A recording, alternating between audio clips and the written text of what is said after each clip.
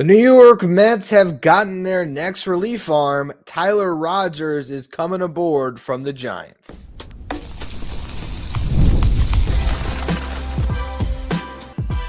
You are Locked On Mets, your daily New York Mets podcast. Part of the Locked On Podcast Network, your team every day.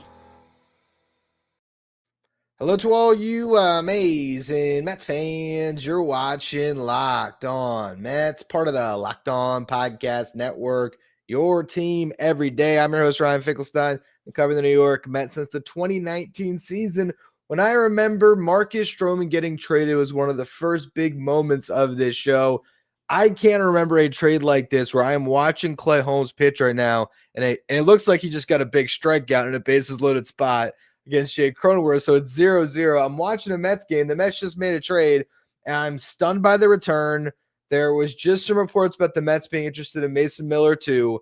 A lot is going on. That's why we love this time of year, trade deadline season. So let's just get into the deal that just took place before we talk about what else is going on, before we talk about the package. Let's just talk about who the Mets are getting. The New York Mets are getting a pitcher that has a 1.80 ERA in the season. Tyler Rogers is as nasty as they come. You probably know the delivery more than the name. Or you might know the name and say, wait, which Rogers brother is this? This is the one that throws the ball from that submarine angle by the floor and is absolutely a nightmare for opposing hitters, particularly righties that have to look at that submarine look right on right. Very tough for any hitter to get to. He's got a career 2.79 ERA this year. It's a 1.80 ERA. He doesn't walk anybody either. He pounds the strike zone. Walk rate for the last 2 years of exactly 2.1%. Strikeout rate 20.2%. But he keeps the ball on the ground. He keeps the ball in the yard every single season of his career. Home run per 9, under 1. So you're talking about a guy that's going to pound the strike zone. That's not going to give up home runs. That's what you want in October. And this is a guy, while we might have been talking about all the pies in the sky, and this is the funny thing about doing all these trade deadline speculation shows, you always look towards the top names. You know, you look at Duran, Clase, Bednar, all the closer types. And I said it on the show where I talked about how the New York Mets needed to get a Robin to Edwin Diaz's Batman, that it was going to end up being someone that we weren't talking about. Hadn't seen very many people talking about Tyler Rogers. If it was about the Giants, you went to that top name, that closer type of stuff. Oh, can the Mets get Camilo Doval? Well, there was even some actually reports this week the Mets were interested in Doval.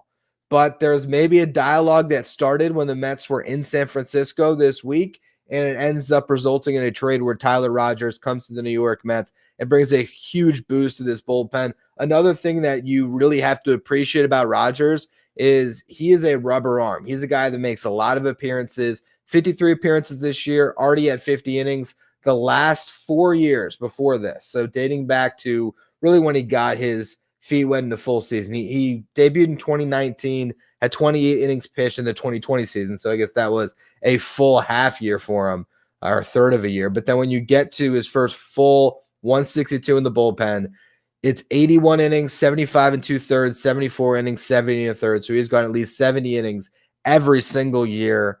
And since 2021 has never finished with an ERA over 3.57. So he is as consistent and reliable of a setup man as you're going to find in Major League Baseball. He might not be as sexy on the surface as getting the Clase, the Durans, the Bednars, but ultimately in function, a really good arm for the New York Mets to add here. A rental, so you're not looking at Tyler Rogers beyond this season, and that's where we get to the return. The return is pretty steep in my opinion.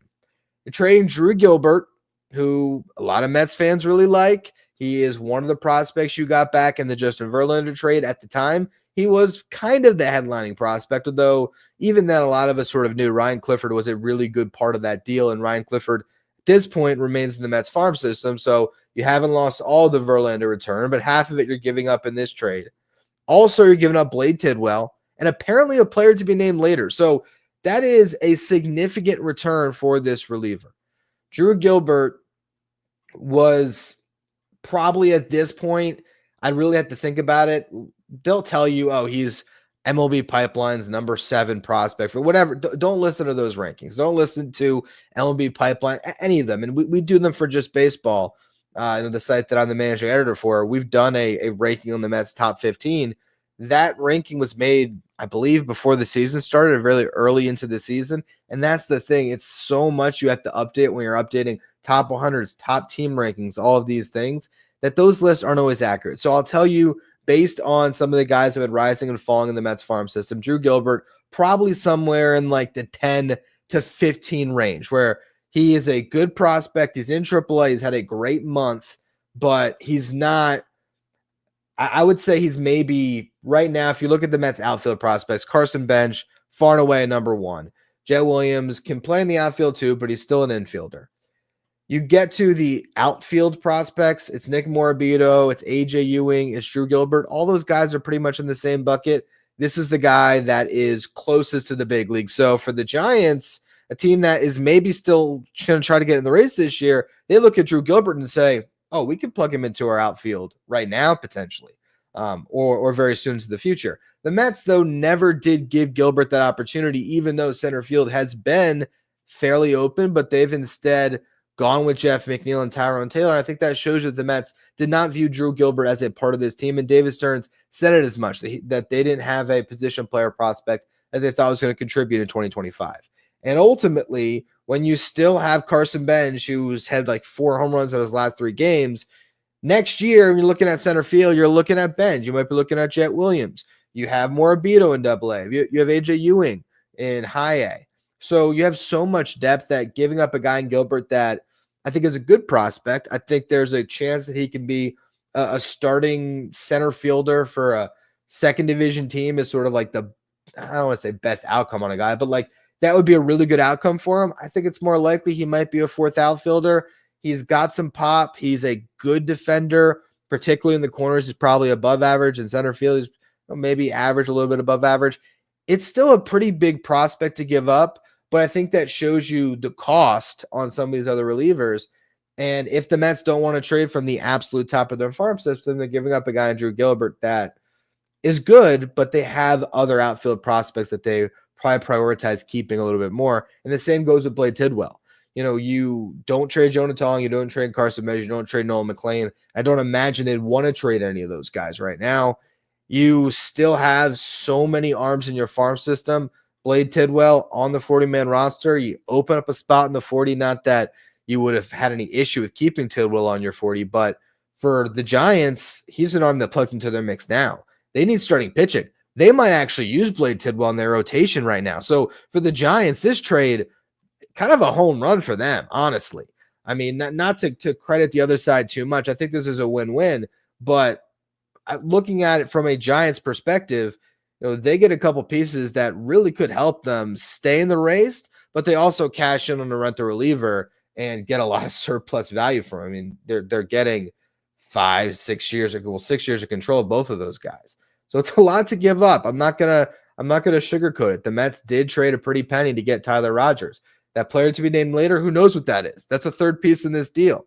But you have to give to get. You have to be able to canvass the market and see what's out there.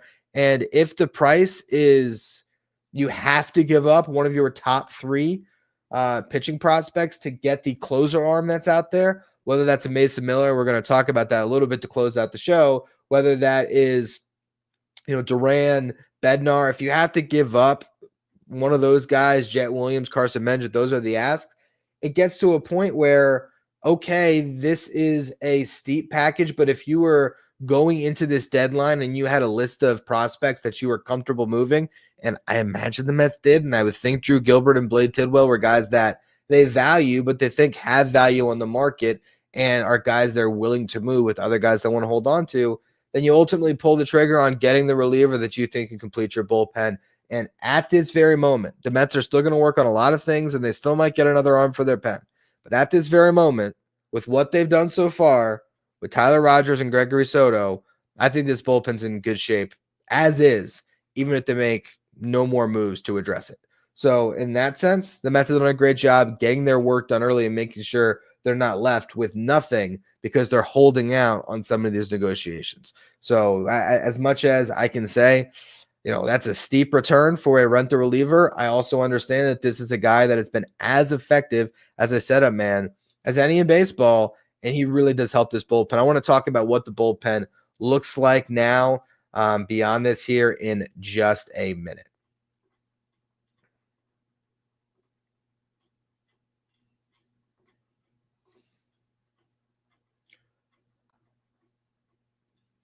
Today's episode is brought to you by Game Time. If you want to go to the Mets game this weekend, watch Tyler Rogers, Gregory Soto pitching. Actually, how about that? Tyler Rogers pitching against the Giants, and you're going last minute. Game Time is going to help you get tickets fast and simple. Prices on the app actually drop the closer you get to first pitch. Personally, I don't get my tickets until I'm about to walk into the ballpark. Then I pull open the Game Time app. I can view my seat before I buy, so I know exactly what to expect when I arrive. I can buy tickets in a matter of seconds, 2 taps, then I'm all set. Game Time is the official ticketing partner of Locked On MLB, making it easy to browse the app for an exciting upcoming MLB game and take all the guesswork out of buying your tickets when you use Game Time. Download the Game Time app, create an account, use the code Locked On MLB for $20 off your first purchase. Terms apply. Again, create an account, redeem the code Locked On MLB. That's LOCKEDON MLB for $20 off. Download the Game Time app today. Last minute tickets, lowest price guaranteed. All right, I'll tell you what, this is a very strange phenomenon doing this show while kind of through my peripheral vision watching a Mets game. I didn't watch any of their at-bats in the last inning, so Mets haven't scored through too. I just watched Clay Holmes pick up a strikeout, but there's a lot of attention on Jose Budo in the bullpen, and is Jose Budo getting traded? I don't know about it. It's pretty wild. I that's just complete speculation, and it probably is nothing. But I am just very interested to see what is going on here. But let's just get back to where the Mets bullpen is after making this trade.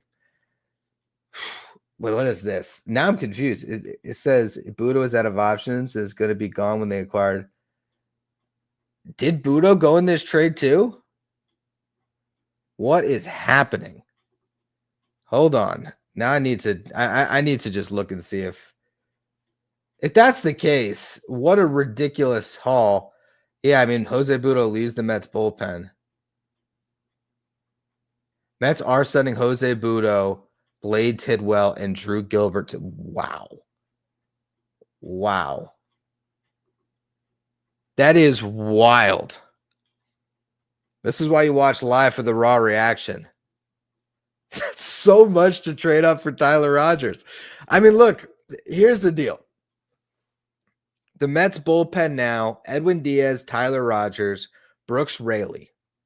Let's just start there. Edwin Diaz has been one of the best relievers, the best closers in baseball this year. Brooks Raley's been lights out since he came back. You have Tyler Rogers, who is impossible for right-handed bats, and a guy that could be your eighth inning guy. So that is a really good 7, 8, 9 right there. Gregory Soto is a nightmare for left-handers. So now you have 2 lefties in your bullpen that you like. Reed Garrett has been good this year. How many arms is that? We're at Diaz, Raley, Rogers, Soto, Garrett. Still have Stanek. I thought Budo was going to be in the mix, but here's the deal. Jose Budo is out of options. Jose Budo, while I still felt like it was a very good part of that bullpen, he did not pitch well in October. Let's not forget that last year, Jose Budo crumbled in October. I hate to say it because he was a great developmental story for the Mets. You're looking at 2000 free agent in 2031. So 26, 27, 28, 29, 35 years of control for Jose Budo. But again, he really struggled in October last year. So this would indicate that the Mets have more cooking. I mean, this would indicate that the New York Mets are maybe decide to build like a super bullpen. It looks like Tatis just got hit by a pitch. Man, there's a lot going on. But that's the way I would have to read into this, because part of trading Jose Budo is if you were to get another arm, you're starting to get to the point where you have too many arms for spots. Not to mention, let's just say the Mets do decide that they're not going to trade for a starting pitcher, and they might want to bring up, Tatis got drilled in the pinky, and it's already like purple. Wild. But let's just say again that, man, it is hard to, he got drilled. If you were to add another reliever on top of it, you get to a point where, if you wanted to call up a Nolan McLean or a Brandon Sproat to make a start and maybe be a 6th starter in your rotation, well, you run out of spots on your roster. So it's wild that that's what they gave up. I think it's a lot. It's a lot to trade for Tyler Rogers, a rent the reliever. But you're not giving up the pieces that are really part of your future. And ultimately, if you're thinking about your window to contend and you're thinking about being able to replenish your farm system year over year over year, we talk about how many pitching prospects the Mets have been able to develop lately.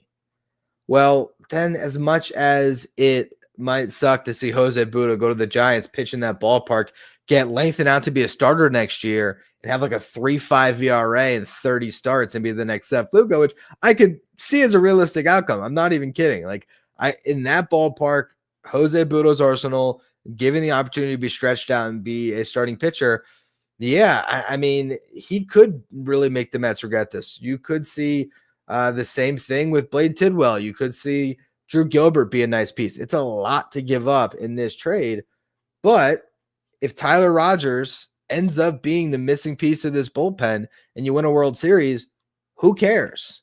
I think that's what the Mets are trending towards here.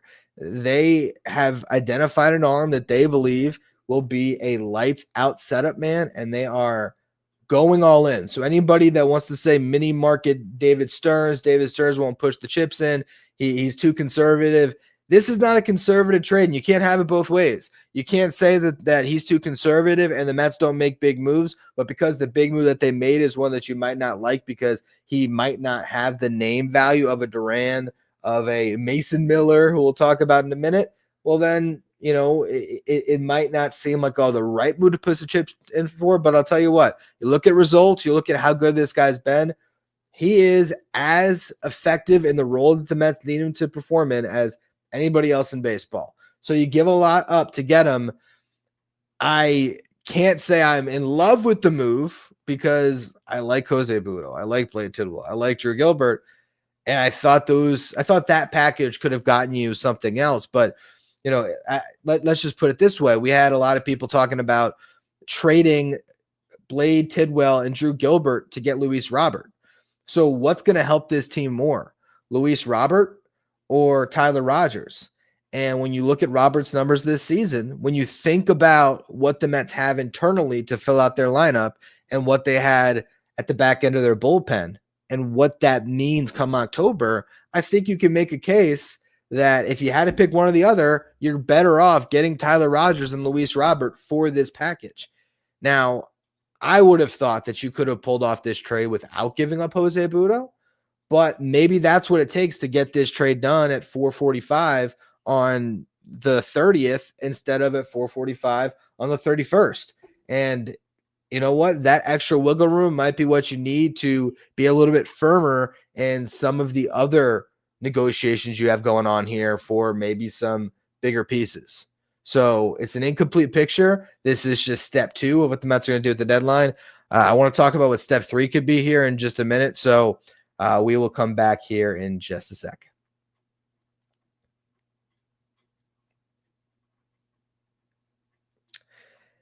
Thank you all for tuning into this live stream. Make sure you hit that subscribe button. Help us get closer to our next goal of 14,000 subscribers if we're not already there. And make sure you hit the notification bell so you are notified anytime that I go live across this crazy deadline season. Every time we look at the game, Clay Holmes is pitching with the bases loaded, so that's not fun. But here's Manny Machado versus Clay Holmes, and I'm going to start talking about Mason Miller. Gotta love the trade deadline. So there was a report today that Mason Miller is seriously getting shopped, and the New York Mets are showing interest. What the A's want for Mason Miller is a top-end pitching prospect. So would you put another top pitching prospect on the table? You just gave with Blade Tidwell, but a guy that is in the tier above him. Would you trade a Jonah Tong, Brandon Sproat, or Nolan McLean for Mason Miller? Now that the Mets just gave up what they did for Tyler Rogers, I don't necessarily think that I would. I don't know if this bullpen needs much else, but again, by trading Jose Budo, you're losing an arm in this bullpen while gaining one. Maybe the Mets want to get another multi-inning arm. Maybe that's what they end up looking at. Maybe they decide that part of their vision for this season that we don't know about is, guess what? They're not going to trade for Mason Miller, but they're going to shorten up. Oh, looks like Machado got a hit. 2 runs will score. 2-0 Pods, I think. 2-0 Pods. Frustrating.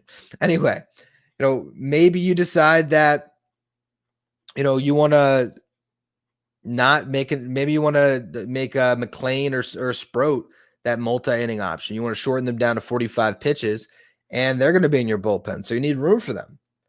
That's an option. So again, it's hard to judge what the Mets are doing right now entirely until we see the full picture. But it is interesting that they are shopping in all these markets. And I think getting the 2 arms they've gotten has given David Stearns the ability now to play from a stronger point of leverage, as far as he can roll with this team that he is currently built and be fine. Now, should the Mets still be shopping for a starting pitcher? I think so. Clay Holmes right now is potentially in the middle of a bad start, just fighting for his life to get through the 2nd inning. He's over 40 pitches. I can almost guarantee you that Clay Holmes will not be pitching in the 6th inning again.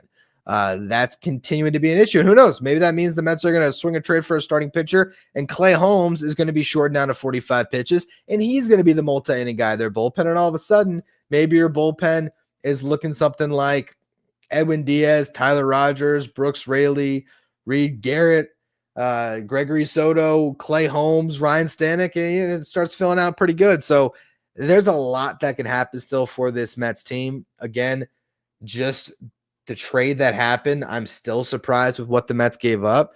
Jose Budo is still sitting there in the bullpen, so I don't know what's up with that. But yeah, man, it is what it is. I think I'm going to have to call it for this show so that we can wait to get more information and see what's next in store for the Mets here. But this is a big trade. It's a big deal. The Mets get the arm that they felt the need to complete this bullpen. I think it's a good arm. I think for this season, the New York Mets are much better with the trade that they just made, even removing Jose Budo from that bullpen. But moving forward, this is a move that shows that you're all in. So keep pushing the chips forward, and we'll see what the ultimate hit is on the farm system when it's all said and done. I think the good news is, even with the trades that you've made so far, and you've given up a couple, 3 pitching prospects now, and an outfielder in Drew Gilbert, as Clay Holmes finally gets the out to get out of the inning. This farm system is still in better shape now than it was 2 years ago by far. And even if they traded one of those top 3 pitching prospects to get another elite reliever, if they made another trade where they gave up, a couple more guys in their 10 to 15 range of their farm system to get Luis Robert or to do whatever it is that they are seeking at this deadline. If this farm system still has Jet Williams and Carson Bench and still has 2 of those 3 top pitching prospects, you're in great shape moving forward. You really are. So we'll see what the next move is. I appreciate all of you who tuned into the live stream, or for those of you who are going to listen to the playback. As always, thank you for listening. Make sure you follow, rate, and review wherever you get your podcast. Subscribe if you are watching on YouTube. And now for your next watch, check out Locked On Sports Today, which is streaming 24/7 on YouTube, covering all the latest in the world of sports. Check out Locked On Sports Today now.